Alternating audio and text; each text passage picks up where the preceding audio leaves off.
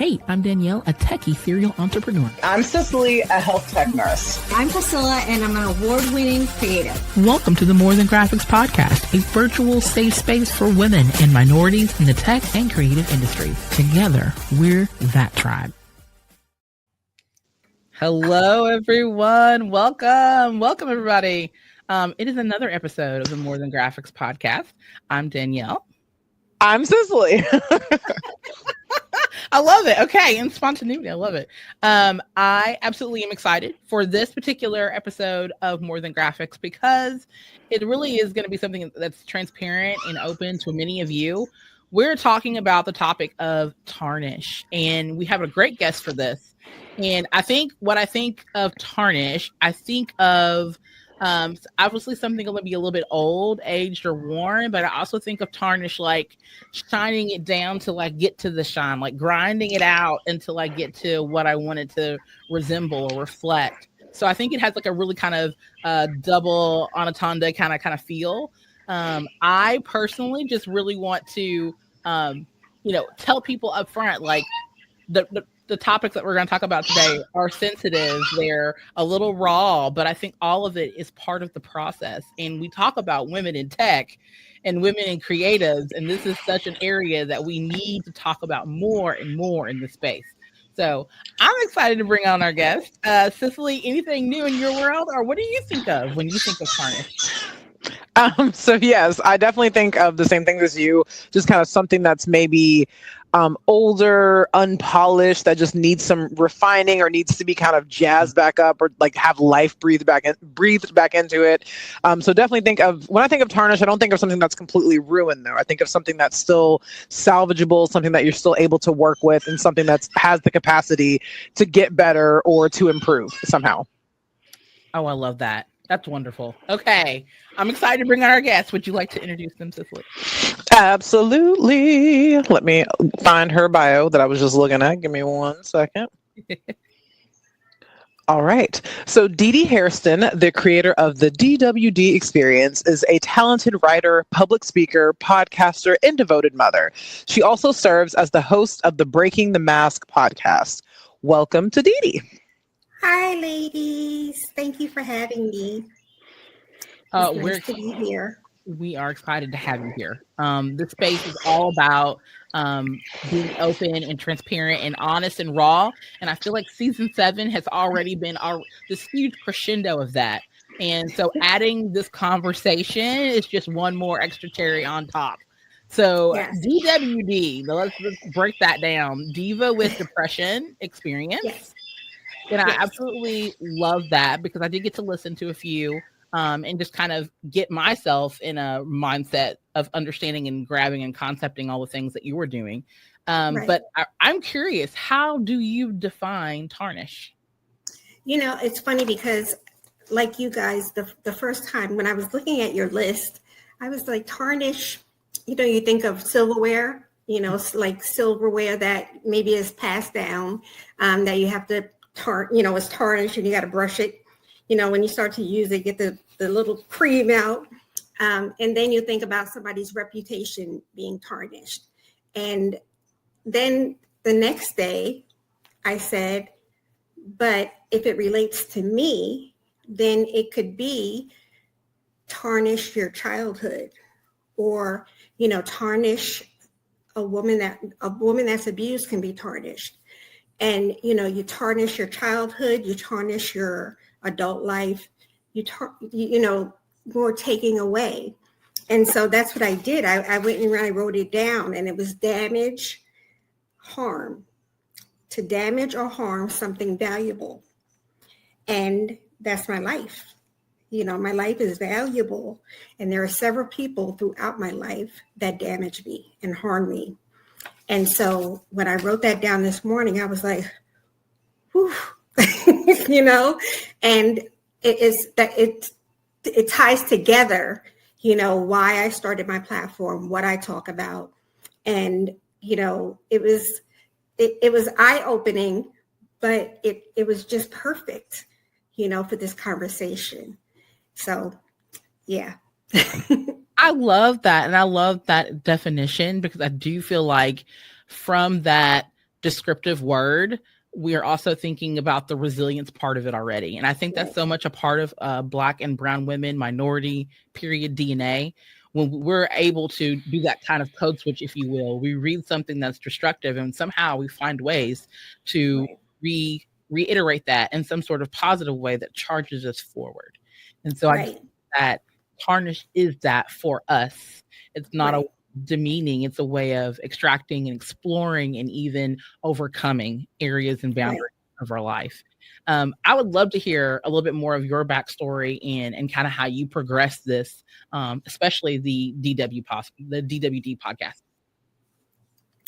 So I always say that I was been depressed all my life, probably from birth. And the diva with depression part started around 2013 or so, just in a woman's Facebook group. And I just happened to blurt out that I had depression, because I had a breakdown at work in 2006. So I had been hospitalized by that time about twice, gone through electric shock therapy twice. So I just, it was a conversation going on and I shared it and my inbox was flooded, and I'm like, what is going on? What did I say? I thought I offended people and they were, typing it. And it was, well, how do you know if you have depression? How do you know if you have this? What should I look for? Can you help me find a doctor and things like that? And I was shocked that so many people didn't know their symptoms because I knew, but it was only because I had struggled with it for so long. And so one of my friends is a blogger.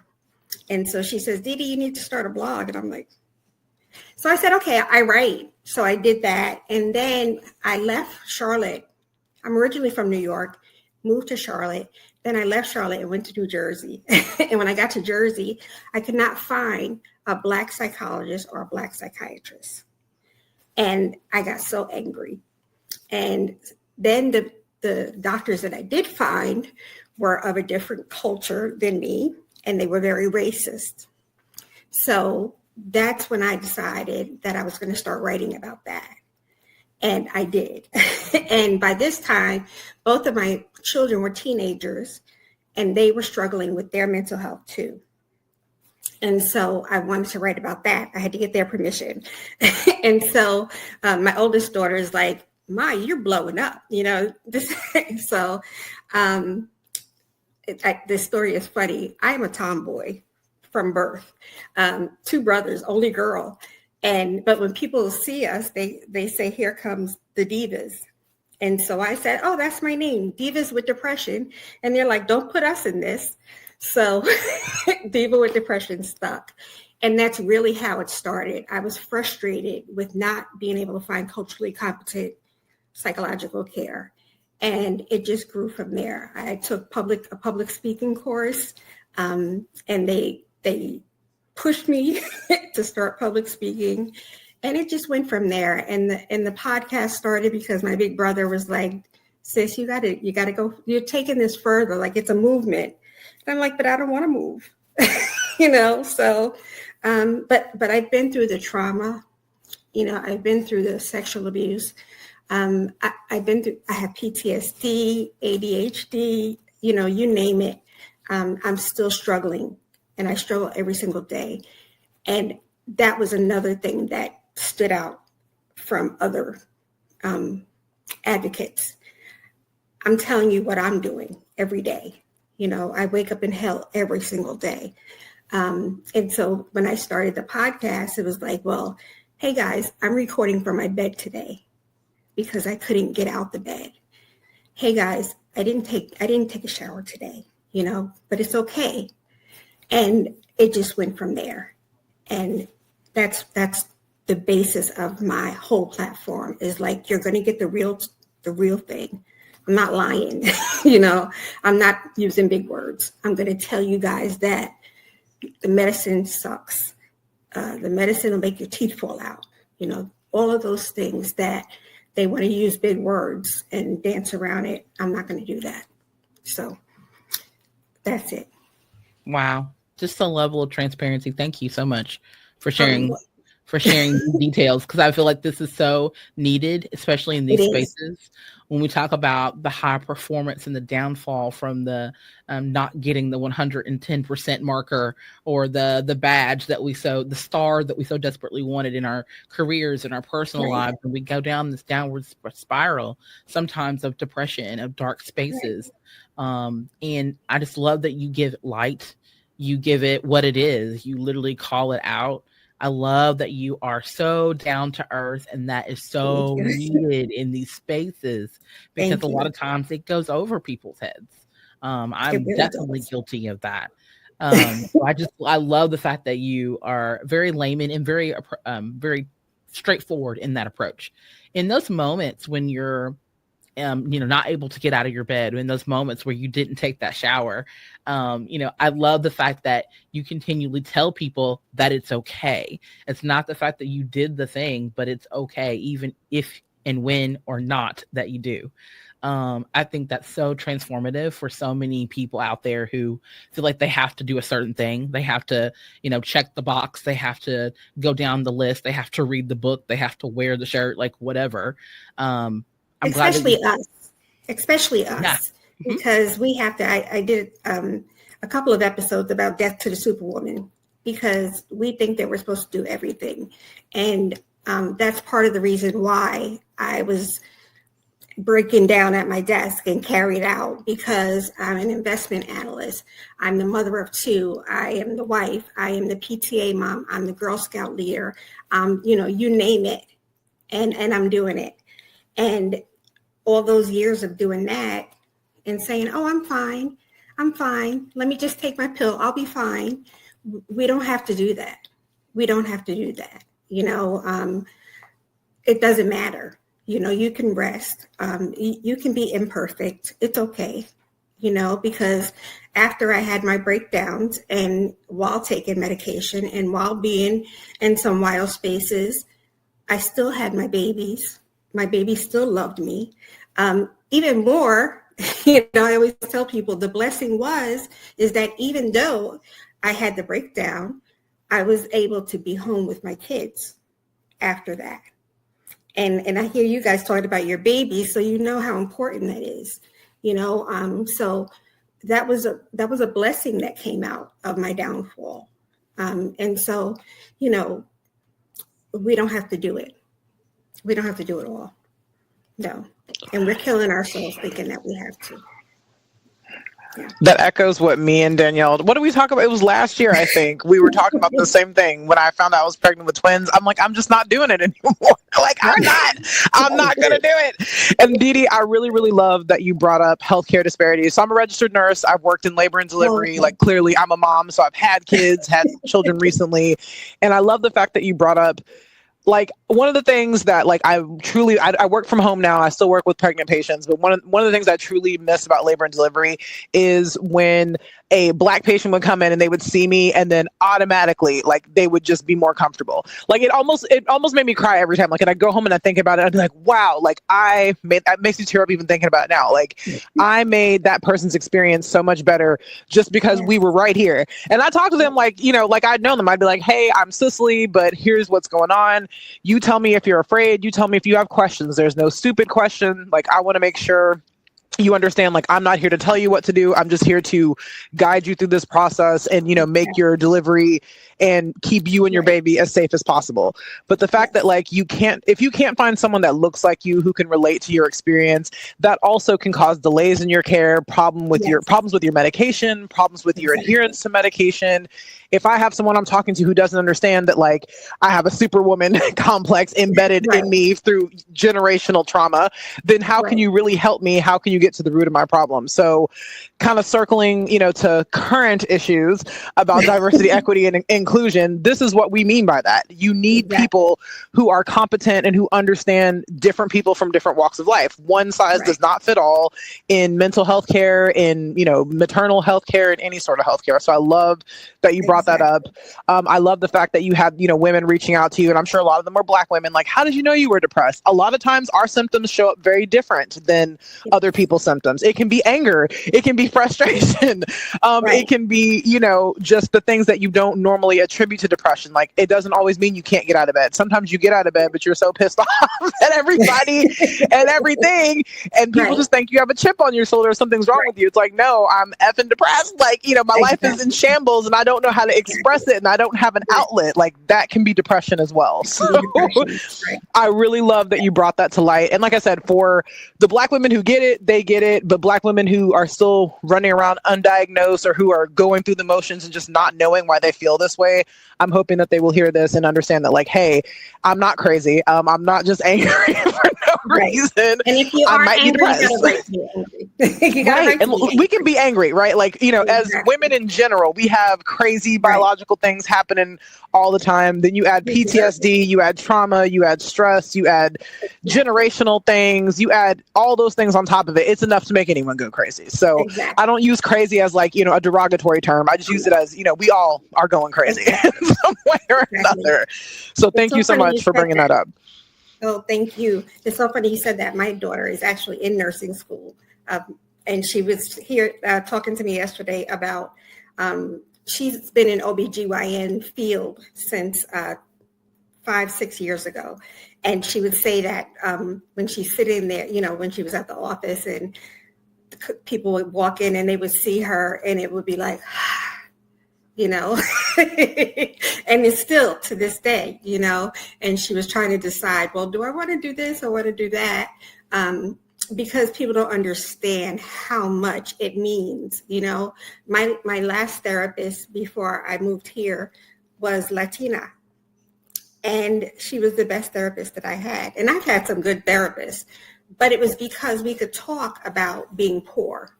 I could tell her that, not having food to eat was part of the reason why I am the way I am. She knew what I meant about my mom issues and, different things like that. It's different. And she knew not to question certain things.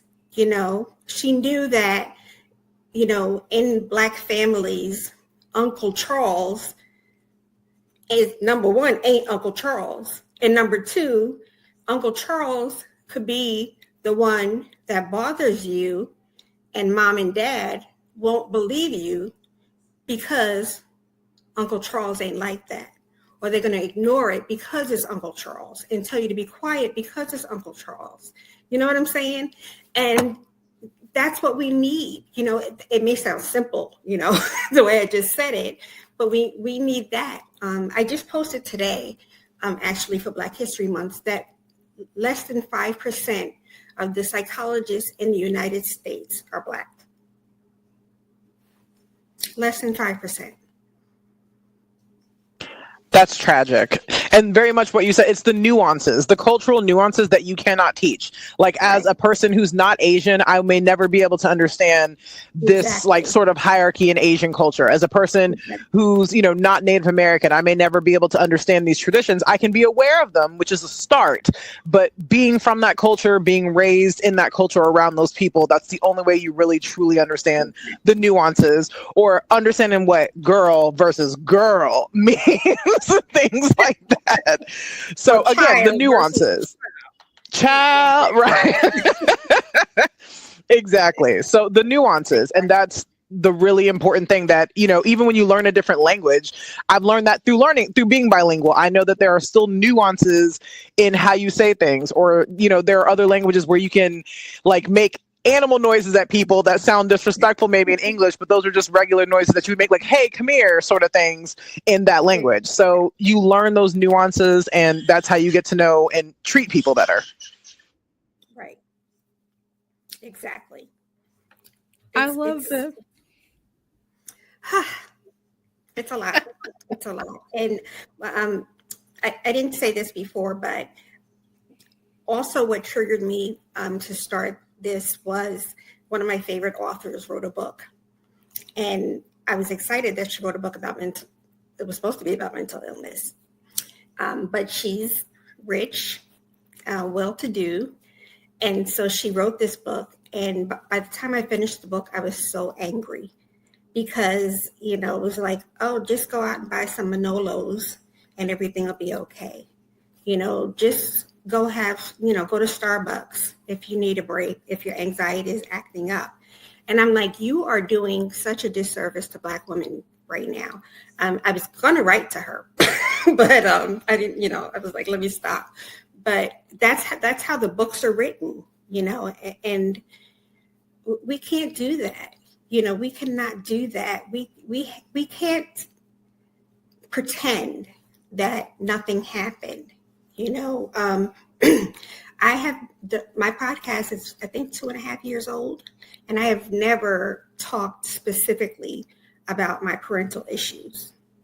And part of it is because I'm scared, and part of it is because I'm ashamed, and part of it is because I am so, I can't find the word for it, so I'll just use this. I'm so screwed up by what they did to me. I don't want to hurt their feelings. Well, not my father, because he passed away, but my mother's still alive. I don't want to hurt their feelings. Like everything that they did to me up until now, and I don't want to hurt their feelings, but that's a disservice to, I'll use you guys as an excuse. You might have had the same issues as I had with my parents, and I'm not sharing things that went on, but so you maybe went through it and we could share that together. I received an email from someone, and she sent me an email and she said, I listened to your podcast, and I've never heard a Black woman talk about parentification and parental abuse. She said, I would love to come on your show. She's a poet. And when we did a Zoom call, 15-minute Zoom call, but I read her story beforehand, and I was in tears. But I was just blown away. And I loved her right away because she's telling that story, and she's saving somebody. Even if it's just one person, she's saving somebody because she's telling that story. And she's braver than I am because she's telling that story about her mother. I can't tell. I'm not there yet. But we have to stop pretending that there's not generations and generations of abuse stored up in our bodies, whether it was intentional or not. We have 400 years of PTSD. And if you include this January, which, Lord have mercy, it felt like a whole year, Just talking about this. Yes, ma'am. But we're laughing, right? But it's true, like I have a whole page of helpline numbers here that I'm going to start posting, because even though we said we're going to take a break, we can't, but I want to make sure people are, have the help that they can be able to get the help that they need. And so let's stop pretending that we're okay. We gotta stop. It's okay to say I'm fucked up, and I'll be like, okay, so am I. Let's talk about it. And that's I love that. Yes. Yeah. That is the beauty, I think, of this entire conversation, just meeting and being raw and honest, being transparent in that moment, and understanding we're all over the place. We don't have it all figured out, but we can navigate. We can navigate and help each other, right, in that process. I love that. That's absolutely beautiful, Didi. I absolutely love this. We have tons more questions for you. Okay. Okay. How did the stigma surrounding depression and mental health tarnish someone's personal or professional image? Like, how can the stigma tarnish someone's image or someone's personal, persona of themselves? And I think I personally can speak to this because I feel like sometimes I tarnish myself in areas, if you will, when I talk about being strong and confident and walking into spaces confidently. I will put that hard hat on. I will go. I will mask up. I will put the lipstick and the gloss on. I will put the heels on. I will go. But at the same time, how can we do better? At kind of dismantling the stigma of depression when we talk about our personal image. Before I had the official breakdown at work, I had been out before. My doctor had put me out twice before. And the last time she put me out, the manager found out. And he wasn't supposed to find out. It was supposed to be private. I don't know how he found out. And he was already harassing me. It was already part of the reason why, I was where I was. A very, okay, we won't say it. But he passed it along or whatever. But here I am. I'm an investment analyst. So that means that I'm not dumb, but he started to take projects away from me. And, let's just give her something to add up. Excuse me? And so then it's like, oh, well, she's mentally ill, so she's stupid. Or she's mentally ill and she can't handle this. And so that's how they tarnish my image, oh, well, she can't handle it. It's too much for her. To the point that he was laughing with his colleagues when I came back from the second time off. And so I think that initially, if somebody meets you or if somebody finds out that you're living with a mental illness, it's like, and I'm going to be like you, Cicely, it's not, please forgive me if I didn't say that right. You're crazy. You're weak. You can't handle this. You can't do anything. And we give into that because we believe what everybody says. And then we just carry that tarnishment along. Like you said, you put on your heels and you put on, but why? It's okay if I see you in the morning and I'm your friend, and I say, Danielle, how are you doing? And you can say, I'm not there today, but I'm good for now. My sisters, every morning we text each other. They text me, I text them. We send a little GIF or a picture or something every morning. And it's, how are you doing? Or how are you really doing? And that's what they'll say to me, because they have to make sure that I'm not in a place, like, is she gonna, what place are you in? And so it's everywhere, that everybody is going to think that you're less than because you have a mental illness, and that's not true. And so we have to, again, show up as ourselves. Yes, I have a mental illness, but no, I'm not stupid. Yes, I have a mental illness, but I can put on my heels and walk with the rest of them. Yes, I have a mental illness, but I can still put on my Nikes and kick your ass. Like, this is how we tarnish ourselves up and shine again. And, I'm saying this, but I don't do it. But, it's hard to do it every day. And that's what we have to admit. It's hard to be, polished every day, but it's okay. Am I going to work? Am I showing up? Am I being a mom? Am I being a wife? Is everybody fed? Is everybody washed? Everybody clothed?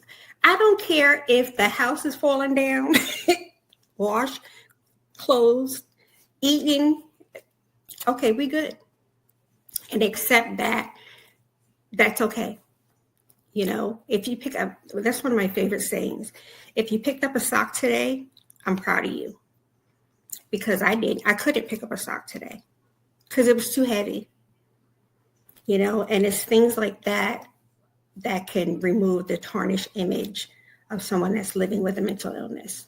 It's not what you think it is, because I was suffering for probably 20 years before anybody knew what was going on. And that was only because, only because I was very sick by that point. Even the people that were living with me didn't know. So it's not what you think it is. You can't look at somebody and tell. So.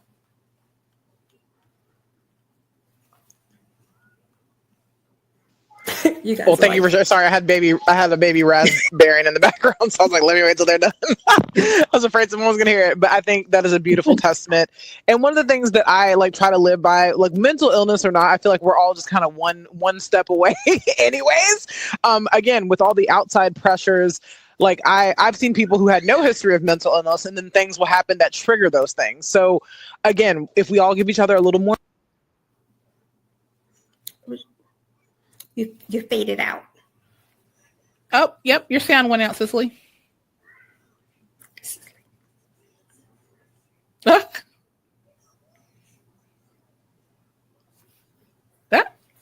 is that better? Nope. Can't hear you.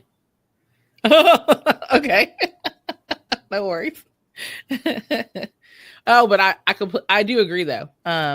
We're like, I think we all get triggered by environment in different ways, and certain stimuli can poke and prod and progress that quite a bit. So I relate, Cicely, to that entirely. Can you hear me now? And it could be something that you don't know. You know, there's memories that are, you know, way down in your toenails, you know, sometimes that you have no idea. You forgot them. And then one day you're just sitting there, or you're watching something, or you hear something, and all of a sudden it just pops into the forefront. Mm-hmm. And now you're sitting there and you're in tears, and this traumatic image is there, and it's, here we go. You know, if it was like a trauma, then here we go, you know, which is another case with me. I had something happen to me when I was younger, and I know that it happened, but I don't remember who part. And, you know, it's just a lot, you know, but it does happen. Things can happen. So the mind is a crazy place. You know, you just never know. So. Absolutely. So thank you. That was the point that I was trying to make before my sound messed up. That it's definitely, it can be anytime, anywhere. You don't even have to have the history of mental illness. Like you just mentioned, there are things that have happened to us that we may not even remember, that we hear something one day, we see something one day, and then it just triggers this onslaught of things we never knew happened. And then there we go into a spiral. So I think giving ourselves more grace, giving other people more grace, obviously, you know, not making fun of people, not belittling people because they're having trouble.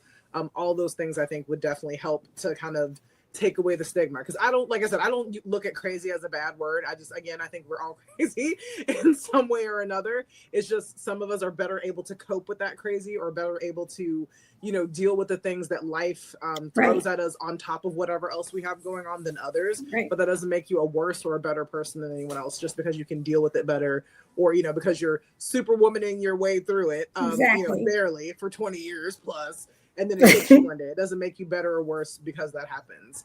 But one of the things that I want to talk with you about as well is just kind of when you started your podcast, like what did you see kind of happening from there? Was it more therapeutic for yourself, or were you really trying to just kind of relate to someone, create a community for other people like you? So, you know, those of us out there who may be tarnished, who may need that extra bit of polish, was that kind of the thought process behind it, or did it just evolve to that at this point?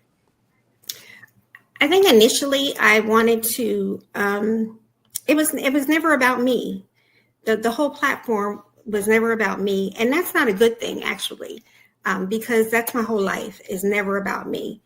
And so initially it really was about finding people that were struggling and were ashamed and didn't, my tagline is, my voice is your voice. And so it was more about getting the information out there on a broader scale. I did the Facebook Lives during the pandemic, but it was just about getting the message out there to more people. And I had no idea what podcast meant, downloads, numbers, none, and I still don't pay attention to numbers and stuff like that unless somebody asks me. I swear to you. The tech part, my brother does that. So it was really about that. And then it became more, you know, when somebody asked me to be on their show, and I'm like, for what? And then it became, okay, this is good for me because it gives me, even if it's just 30 minutes or an hour, it gives me an hour to get out of my own head. And so while I'm out of my own head, I can do something positive. I can be useful, and then that's when it started coming together.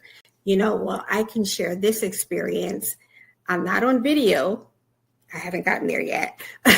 And so I can share this story and nobody can see me.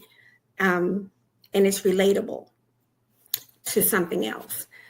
And so now I started having guests last year. It was all solo up until last year.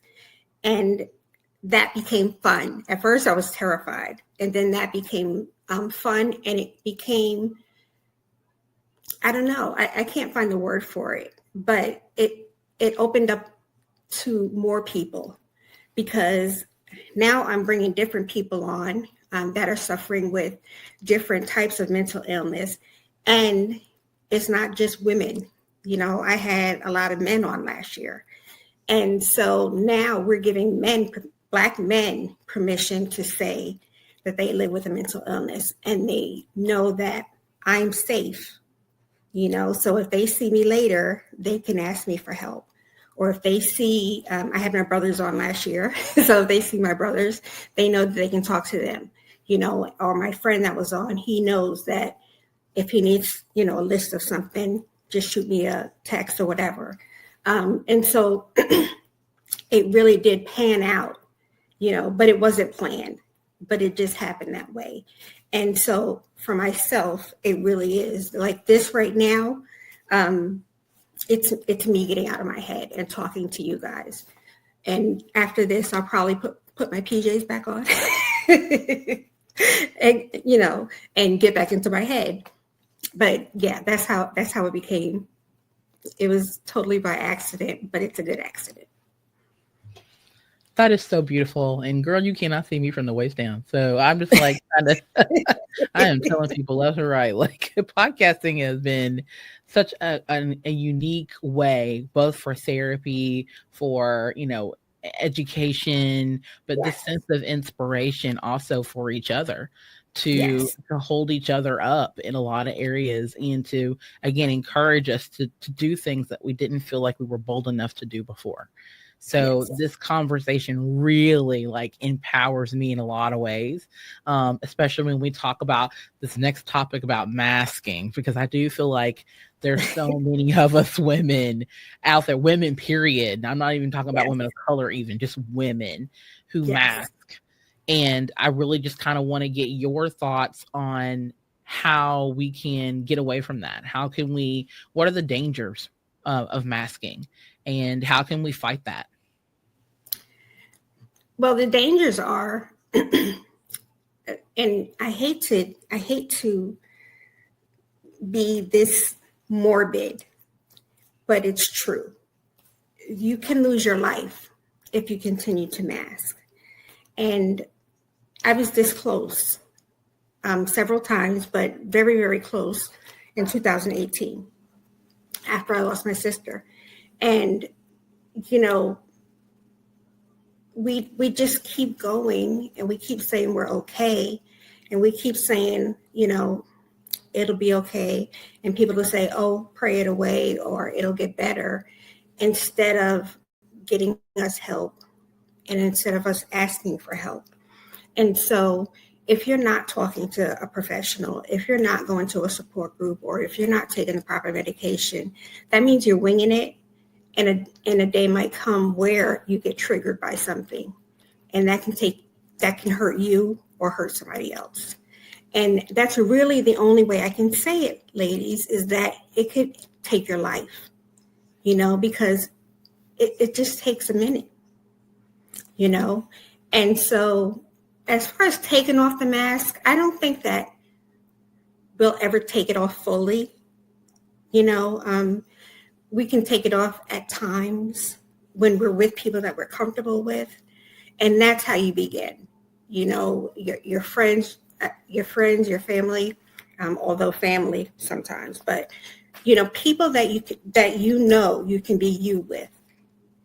Start with them and take it off and see how it goes. Because it's hard, but you don't know if they're wearing one either. So I know that with one of my sisters, I took my mask off and told her some things, and then she told me some things. And we're both like, holy shit, And what?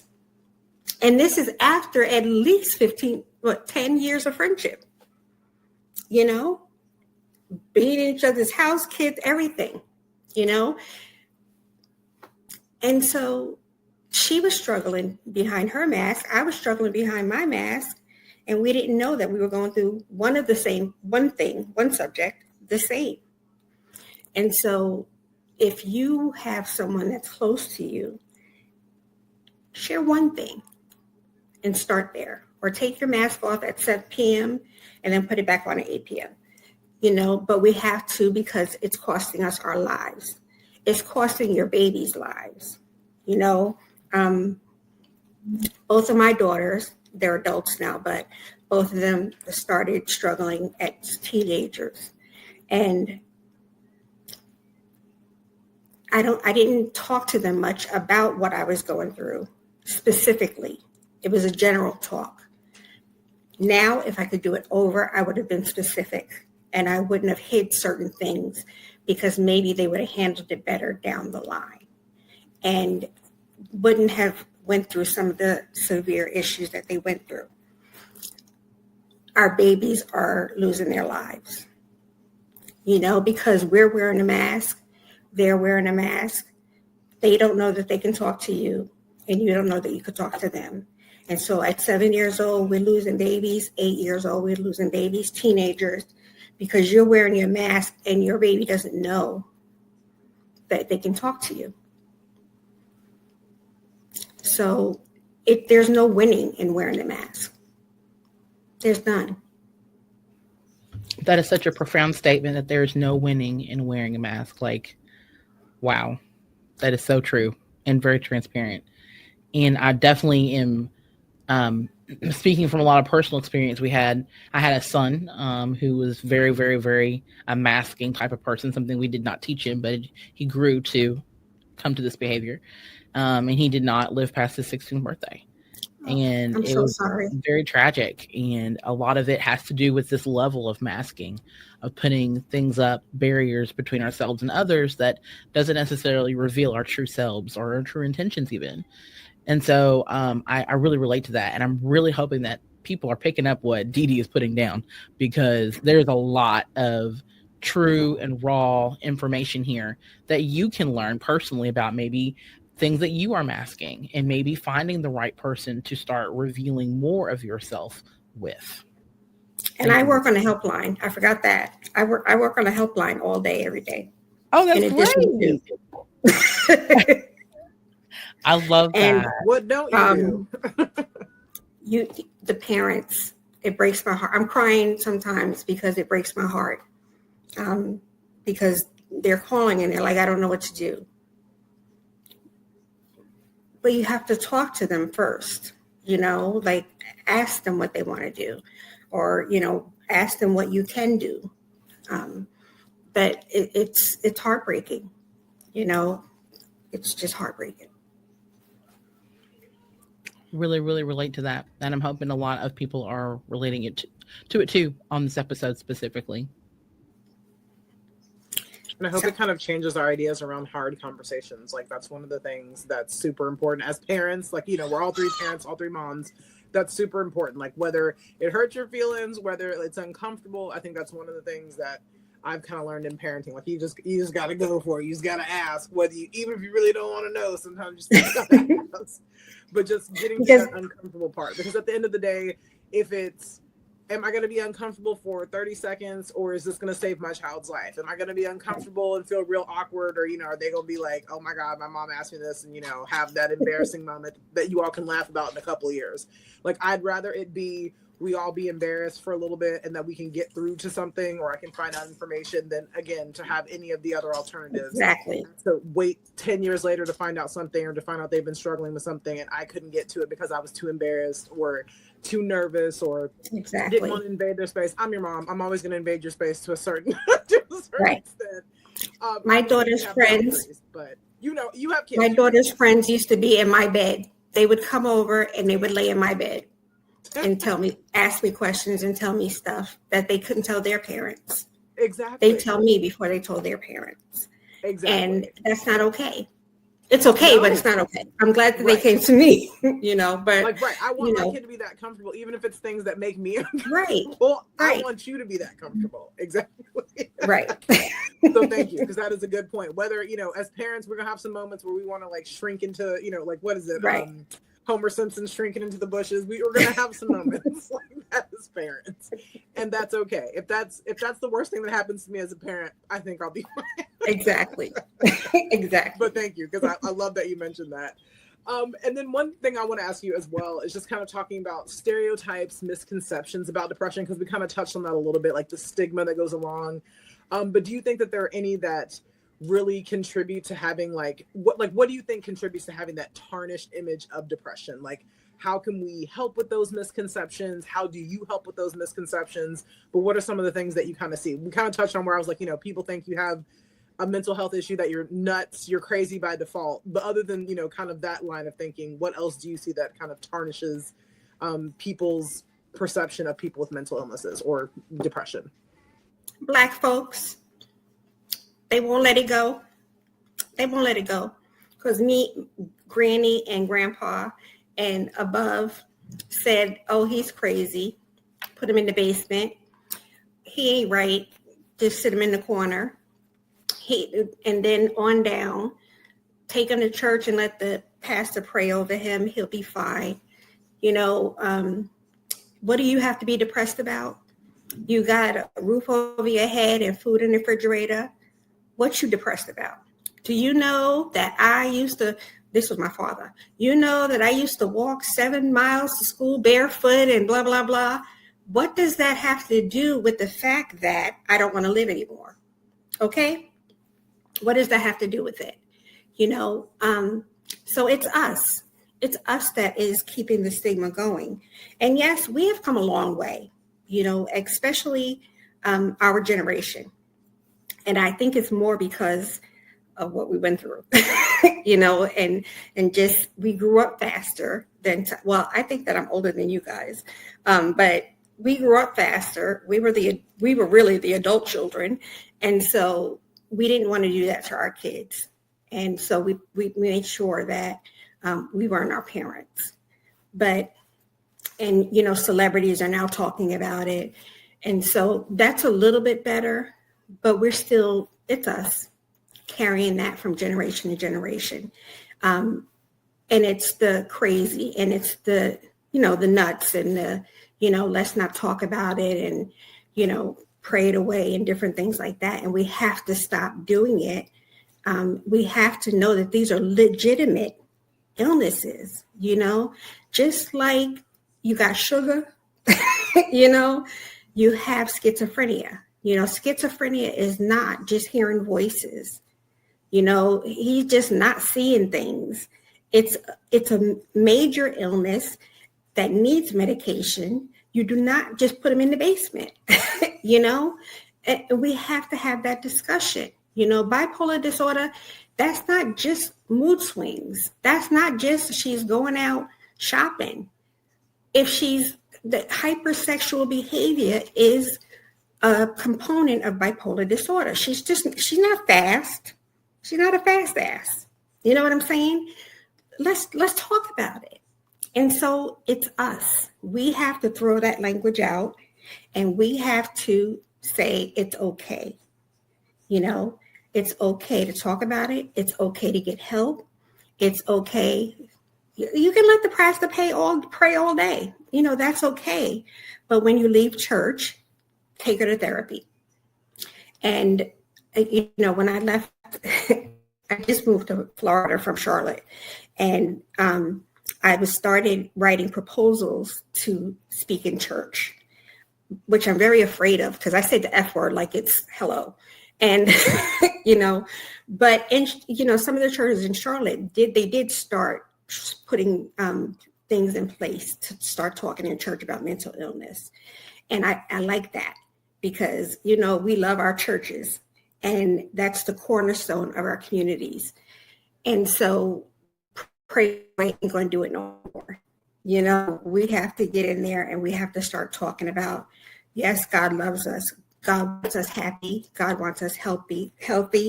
God wants us to go to therapy, or God wants us to take the medication.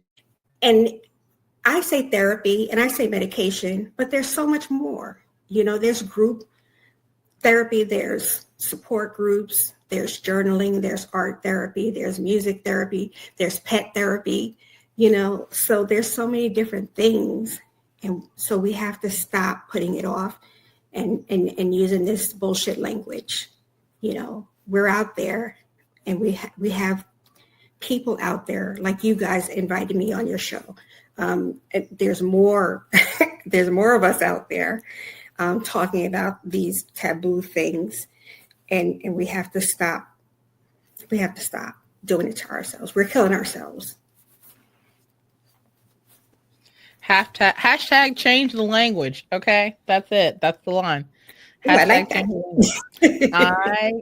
I love it too. I really love it. I think I like that. That's where I feel like in my mind, that's really where it's at. It's the things that we have carried generationally over the years that continue to tarnish the way that we foresee our futures, foresee each other. And I feel like that's the baggage that we have to learn to unlearn to leave at the door, right? Yes. Which generation is truly going to unpack like all the stuff? And I feel like over time we've made leaps and bounds. We've come ways. Yes. But specifically in this area of mental wellness, mental illness, anything along those lines, it's still very taboo, as you mentioned. And we have to do our part, right? The closer we can start having these real conversations, being really transparent about what it is, and really meeting people where they are in the spaces where they are doing them. So I love the fact that you mentioned church, because I do feel like that's becoming more and more of a less polarizing area to talk about mental illness and mental wellness overall. So I love that. That's very powerful. Yes. A safe space. Yes. A safe space. Yes. So we get it together. Sorry, I had babies. My youngest daughter is 25. My youngest daughter is 25. I'm sorry. And we were going through things a couple of weeks, last week or the week before. And she says, I don't want to talk to anybody right now. I need time to think. And I was like, how dare you? I'm your mother. I would have never said that. And even though I was like, what does she mean? She don't want to talk to me. But I was so proud of her because she said that. She set a boundary and she said, I'll talk to you when I'm ready. And that was it. And I was like, okay, I love it. And that's what we need to do. We need to learn from them. So I think that going forward, they're going to be okay. Yeah, they're going to be better than us. I agree. I love that you mentioned the boundaries, like with your daughter, because that, like, I feel like as a parent, sometimes that hurts our feelings, which is a little bit irrational, but I agree. Like, I know how you feel. My son has done that with me before, or like, I know I yelled at him about something and like, I later apologized. I was like, I shouldn't have yelled at you. Like I was, working from a place of anger, shouldn't have been. And he's like, well, I don't feel like talking about it right now. And I'll talk to you when I'm ready. And I was like, oh. Like, I know, right? Apologizing. And he's like, well, it really hurt my feelings and I will talk to you about it later. And I was like, okay, like, I'm sorry. Go get the wine glass. And I was like, well, damn, let me just go get a shot then at this point. But like, I was very, like, he didn't say it in a disrespectful way. And I was just really proud of him for like letting me know that like, okay, I understand that you're sorry, but whatever you did hurt my feelings and I'm not ready to talk about it. And we did talk about it eventually, but it was one of those things where I was like, damn. Like, oh, we've reached this point of parenting. And I think he was still 14 at the time that happened. And I was like, yeah, that's awesome. Man. man, he's like, well, when you do this, it makes me feel like this, or I don't like it when, like, if you yell at me about something, it doesn't make me like do it any better. It like stresses me out. And I was like, you're right, because that's what my dad yelling at me used to do to me. So I'm like, you know what? You're right. But if I had said that to my parents, I wouldn't be here with you having this Exactly. But I very much I love that you mentioned that about your daughter. Like sometimes it hurts us, or I think it's just uncomfortable because we were not raised like that. Like we come most of the time, Black households, you come from a place where like you're not supposed to say how you feel, or like you're not allowed to feel like this because who are you? Because you don't pay bills, you don't do anything. Like you just go to school and eat up all my food and use up all my utilities. Like you don't have an opinion. Exactly. So then when you hear like, oh yeah, I'm raising a person. This is a person with feelings. This is a person who needs to be respected. Just like I feel like I need to be respected. So I love that you brought that up. And like you said, the next generations, they're good. Like I think they will be perfectly fine. Like Gen Z, Gen Alpha, and like the next ones after them. Yeah, they're going to be okay. Yeah, they're nothing we need to do for them in terms of that. I think the thing I'm celebrating the most from like listening to both of you is like knowing that we have kids that are more aware of their autonomy of space. Right. And we didn't have that. Obviously, the further back we go, the less autonomy we have. Yes. And so I do feel like that is the coolest part of our culture is as things progress forward, they're being more and more aware of the autonomy that they hold, and that that is a superpower, and that can be used to protect, but also advocate at the same time. So yeah, I'm really like, I love that you both had that conversation, because I'm like, ooh, all the feels like that. I see that in my kids. Like, yes, my oldest is now a young adult. He's 18, and my youngest is 4. So I'm seeing this level of autonomy. I have aunts and uncles that tell me, your child tells you no. Are you okay with that? I'm like, absolutely, I'm okay with that. He's absolutely allowed to voice his opinion. Doesn't mean he's actually gonna be no, but at least you told me and you can express it. Whereas in earlier generations, our elders would be like, your child told you no, shut that down. Like, smack him across his head or smack your butt or and I'm like, no, we value voices here. So just kind of learning from that generation, but also seeing that reflected in the future actions of our next generation. It's beautiful to see. Yes. We did that. Yeah, right. I love that. We did that. Hashtag we did that. Okay, I'm for it. Okay, so for me, I'm all about creativity. I'm a serial entrepreneur. I'm a graphic designer, web designer. I'm in the creative field a lot. In the creative field where image is often important, how can someone with depression protect their shine from being tarnished by their condition? That's a good one.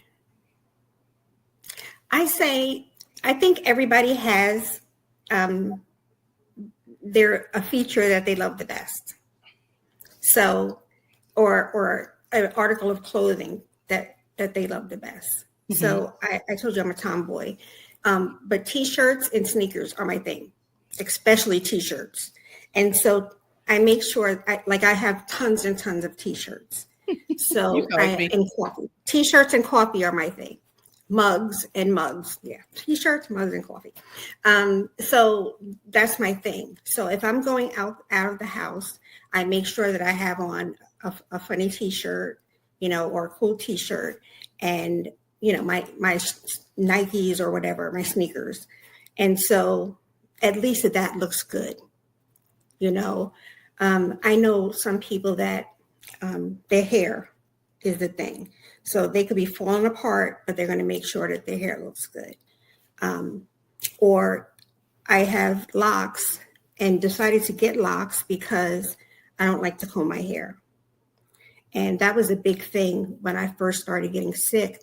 I wasn't combing my hair. I would just put it up in a bun.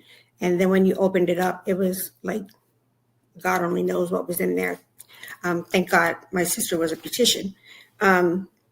So I think that if you want to polish yourself up, just pick a feature that you like, an easy feature. That's key too, an easy feature, and make sure that that's okay. You don't have to have makeup if you don't want. Like I don't wear makeup unless I'm going out, but I make sure that I have lip gloss on at least, or a bracelet or something like that. But make sure that you play up that part. So if you're going outside, that's what's going to shine to people. And that it'll make you feel good too, because somebody will say, oh, I love that t-shirt, or, I like what that t-shirt says. Or I like your shoes. I was in the hospital last week and the nurse was like, oh my God, I love these sneakers. Where'd you get it from? And I was like, and I'm laying up in the bed, but she liked my sneakers. So, it's stuff like that. It doesn't have to be major. Don't make it hard. Please don't make it hard, because everything is hard for us.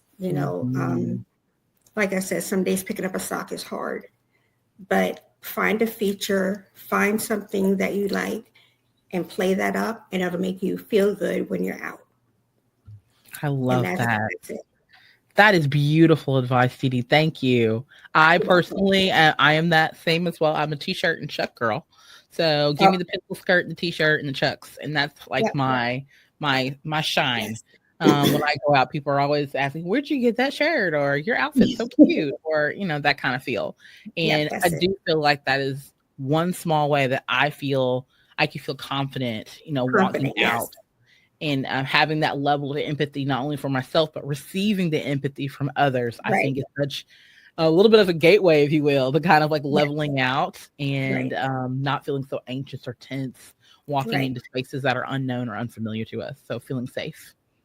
Yes. Awesome. Definitely. And I think we're going to move on to our flash guest questionnaire. All right. So first one, tell us about a project that went hilariously wrong. What happened and what did you learn from it? Just recently, I ran a program for Black people living with mental illness, a community session, and nobody showed up. So I learned that I did the right thing, but I did not take the community into my thoughts as far as letting others into the space.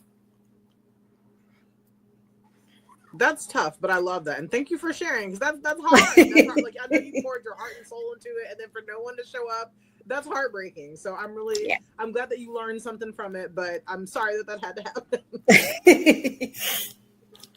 happen. So what's your secret source of inspiration when you're feeling creatively drained? Where do you go, and what do you do to recharge? It's usually a cup of coffee. That's it. I'd love to have that be my only fix for creativity. I need to go on a vacation, be there for 2 weeks. You're like, oh, just a cup of coffee. Cup of coffee. I have to say it in the New York accent. Cup of coffee. I just moved to Florida, so I haven't been to the beach yet, but that was the beach is my zen. That's it. So it is. Well, you got to get to the beach. How are you in Florida not been to the beach, ma'am? Huh? I said, how are you in Florida and you've not been to the beach yet, ma'am? Well, it's only been a couple of weeks, so. Oh, okay. So we're gonna forgive you this time. All right. If you were stranded on a desert island and could only bring 3 tools, digital or physical, what would they be and why? I would bring my phone. I would bring my coffee maker, and I would bring my iPad so I can talk to my daughters. All right. If you could travel back in time and give your younger self one piece of advice, what would it be? It wasn't your fault. It wasn't your fault. I think that's something that a lot of people need to hear. Whatever the situation, whatever the case may be, that's healing. So I love that you said that. That's great. And then what's the most unusual or unexpected place you love to create work? So think beyond a canvas or a screen.